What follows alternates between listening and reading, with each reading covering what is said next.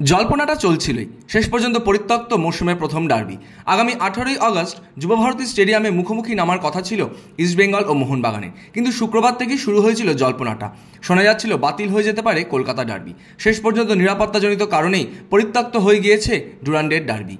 এই মুহূর্তে আরজি করে নির্মম ঘটনা ঘিরে প্রতিবাদে সোচ্চার গোটা শহর। সেই পরিস্থিতিতেই এমন একটা হাই ভোল্টেজ ম্যাচ আয়োজন করাটা ঝুঁকিপূর্ণ হয়ে যেতে পারে বলেই মনে করা হচ্ছিল। ডুরান্ড কমিটির সঙ্গে বৈঠকে বসেছিল পুলিশ, সেখানেই পর্যাপ্ত নিরাপত্তা না দিতে পারার কথাই উঠে এসেছিল। এমন পরিস্থিতির কথা বিচার করেই শেষ পর্যন্ত ইস্টবেঙ্গল বনাম মোহনবাগান ম্যাচ বাতিলের সিদ্ধান্ত। ম্যাচ বাতিল হওয়ার সঙ্গেই পয়েন্ট ভাগ হয়ে গিয়েছে দুই দলের মধ্যে। কোয়ার্টার ফাইনালে ইস্টবেঙ্গল ও মোহনবাগান। নিরাপত্তার কারণে ডার্বি ম্যাচ বাতিল হয়ে গিয়েছে। এরপরই শোনা গিয়েছিল যে ডুরান্ডের বাকি ম্যাচগুলোও নাকি সরে যেতে পারে কলকাতা থেকে, যদিও এখনই হয়তো সেই সম্ভাবনা নেই। এমনকি মোহনবাগান এবং ইস্টবেঙ্গল ফাইনালে পৌঁছলে কলকাতাতেই দেখা হতে পারে তাদের।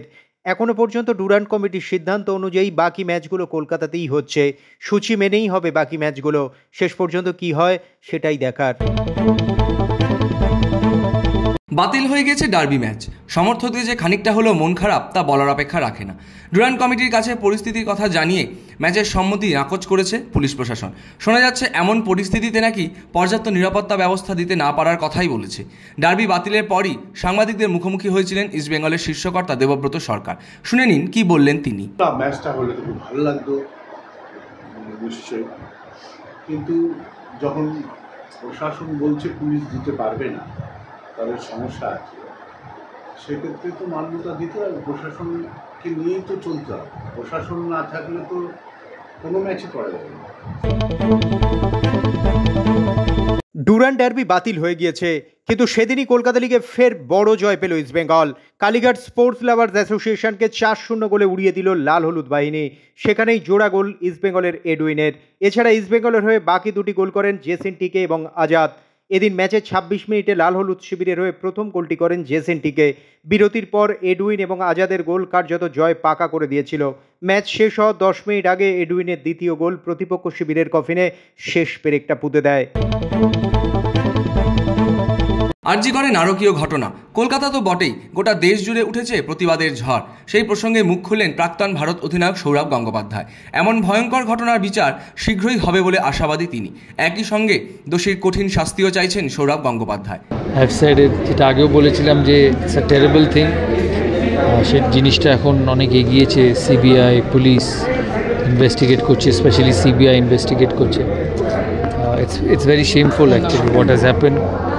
আর আশা করব সিবিআই যারা এটা ইনভেস্টিগেট করছে, once they find the culprit, strict punishment দেওয়া উচিত।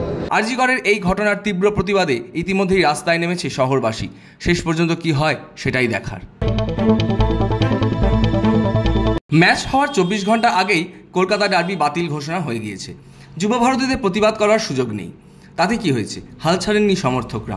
মোহনবাগান তাঁবুর বাইরেই সবুজ মেরুন সমর্থকরা আরজি করে নৃশংস ঘটনার প্রতিবাদ জানালেন। ডার্বি বাতিল করলে কর, বিচার চাই আরজি কর, বিচার চাই আরজি কর, যেখানেই ডার্বি স্বৈরাচারী হারবি। সকলের হাতেই দেখা গেল উই ওয়ান্ট জাস্টিসের পোস্টার। গোটা শহর জুড়েই এখন প্রতিবাদের ঝড়। এবারই শুরু হচ্ছে দিল্লি প্রিমিয়ার লিগ। সেখানে দিল্লি সিক্সের অধিনায়ক ঋষভ পান্ত। উদ্বোধনের দিনই ঋষভ পান্তকে সংবর্ধনা দেওয়ার সিদ্ধান্ত ডিডিসির। এবারে টি-20 বিশ্বকাপ জয়ী দলের সদস্য ঋষভ বড় রান করতে না পারলেও বেশ কয়েকটি ম্যাচে তার পারফরমেন্স ভারতীয় দলকে খাদের কিনার থেকে তুলে এনেছিল। দিল্লি প্রিমিয়ার লিগ শুরুর মঞ্চেই এই তারকা ক্রিকেটারকে সংবর্ধনা দেওয়ার সিদ্ধান্ত নিয়েছে ডিডিসিএ কর্তারা। লড়াই চলবে।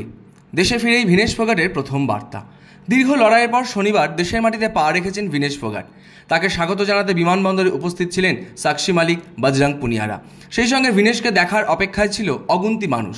এমন একটা ঘটনা দেখে আর নিজের আবেগ ধরে রাখতে পারেননি ভিনেশ ফোগাট। কান্নায় ভেঙে পড়েছিলেন তিনি। তাকে দেখতে যে এত মানুষের ঢল নামবে তা হয়তো ভাবতে পারেননি তিনি নিজেই। সেই জন্যই লড়াই চালিয়ে যাওয়ার বার্তা দিলেন ভিনেশ ফোগাট। ভিনেশ ফোগাটকে স্বাগত জানাতে গিয়ে নতুন বিতর্কে জড়িয়ে পড়লেন বজরং পুনিয়া। ভারতীয় পতাকার অবমাননার অভিযোগ উঠেছে তার বিরুদ্ধে। বিনেশ ফোগাটকে যে গাড়িতে করে আনা হচ্ছিল সেই হুডখোলা গাড়িরই বুনেটে দাঁড়িয়েছিলেন বজরং পুনিয়া। সেখানেই দেখা যায় ভারতীয় পতাকার স্টিকারের ওপর দাঁড়িয়ে রয়েছেন তিনি। এমন ছবি দেখার পরই বেশ চটেছেন নেটিজেনরা। অনেকেই এমন ঘটনাকে ভারতীয় পতাকার অবমাননা বলে মনে করছেন। সোশ্যাল মিডিয়া জুড়ে শুরু হয়েছে ট্রোল, সেই সঙ্গে বিতর্কও দানা বাঁধতে শুরু করেছে, যদিও এখনও পর্যন্ত এই বিষয় নিয়ে মুখ খোলেননি বজরং পুনিয়া।